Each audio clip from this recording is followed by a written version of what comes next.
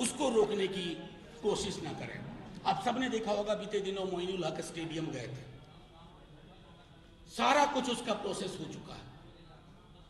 Moinul Haq stadium का, कई hospitals की काया पलट की सारी प्रोसेस हो चुकी है। 5 स्टार होटल्स को लेकर के, निवेश को लेकर के कई सारी चीजें हो चुकी थी। इसको सिर्फ इसलिए मत रोक दीजिएगा मुख्यमंत्री जी कि यह सपना तेजस्वी का था, यह सपना बिहार का है। तेजस्वी जी ने उस पर मुहर लगाई, उनकी मुहर को सिर्फ इसलिए खारिज ना कर दीजिए कि आप इस इधर के दिखते दिखते उधर के हो गए। ये फैसला संभवतः आपका ना रहा हो, स्वेच्छा से फैसला लेने के आप संभवतः समर्थ हैं या नहीं, मैं नहीं जानता, लेकिन ये जरूर जानता हूं कि कई नेतानुमा अधिकारी और कई अधिकारीनुमा नेता क्या क्या फैसले करवा लेते हैं। इन फैसलों से आपका फासला बढ़ता है लोगों के साथ।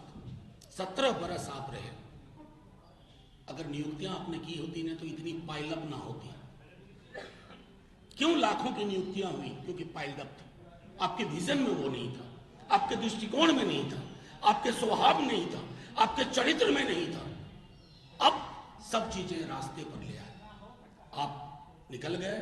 किस दबाव में, किस डर में, किस भय में, किस खौफ में, यह विश्लेषण पत्रकार करेंगे, बिहार की आम जनता करेगी।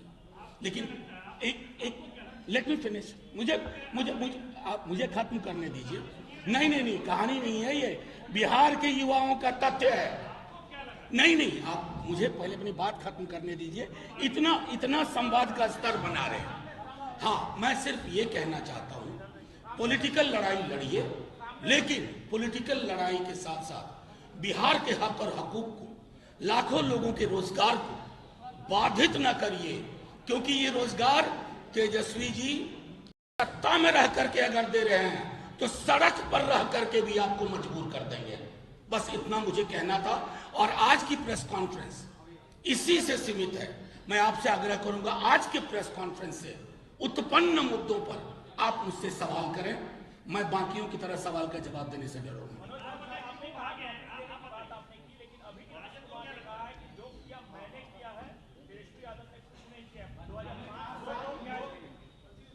आपको मैं सिर्फ इतना बताऊं, वो तो 17 बरस से थे, अगर किया होता तो ये करने की जरूरत ही नहीं पड़ती तेजस्वी जी को। 17 बरस में कितने रोजगार दिए? 17 महीने में क्यों इतने रोजगार मिले? एक बच्चा जानता है बिहार का कि तेजस्वी का एजेंडा था बेरोजगारी यात्रा के बाद से ही, ये कमिटमेंट था, कमाई, दवाई, सिंचाई, और उस एजेंडे को हमने खोया नहीं। जब आप चल के आए कि हमको बचा लीजिए, प्रोटेक्ट करिए, तेजस्वी जी की पहली शर्त नौकरी, नौकरी, नौकरी, और उस शर्त को 17 महीने में जितना तेजी से पूरा कर सकते थे, और जो कुछ वो साइन करके निकले हैं, फाइल जिनकी तैयार है, जिसको कैबिनेट में नहीं लाया जा रहा है, उनका जिक्र मैंने आपके समक्ष किया। मनोज जी भाजपा एक मिनट, 2005 से पहले जो कुछ भी हुआ उन्होंने याद दिलाया। 2005 से पहले क्या होता था? शाम के बाद बिल्कुल, थैंक यू। 2005 के बाद 2015 हुआ, 2015 के बाद 2022 हुआ, ये 2005 के बाद 2015 हुआ, 2015 के बाद 2022 हुआ, और 2005 में जिन बच्चों का जन्म हुआ आज वो वोटर है, नौकरी ढूंढ रहे हैं, उन्हें नौकरी दीजिए। इतिहास की विस्मृतियों में, गलत स्मृतियों में मत उलझाइए।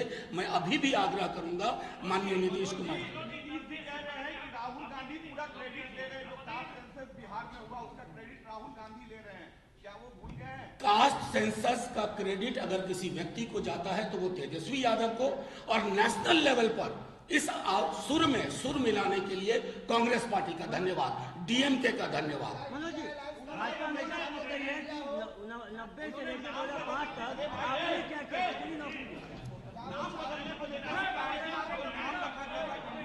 मैनेज कर लीजिए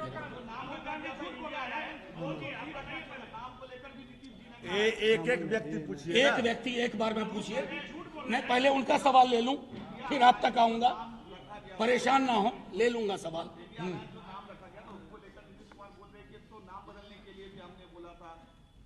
सुनिए, मैं हर उस मीटिंग में रहा हूं, अगर सारी चीजें खोल करके सामने रख दूंगा ना आबरू बचाना मुश्किल होगा। एक सवाल और है। नहीं, एक व्यक्ति से एक सवाल। हाँ, मैं देखिए, नहीं, झूठ मत बोलिए। झूठ और सच के बीच में स्केल पे बहुत सारे प्रस्थान बिंदु हैं। हमने यह मांग उठाई, इस मांग को देश में ट्रैक्शन मिला, और मैं क्रेडिट दूंगा कांग्रेस पार्टी और डीएमके को, जिन्होंने इसके साथ अपने को संबंधित किया।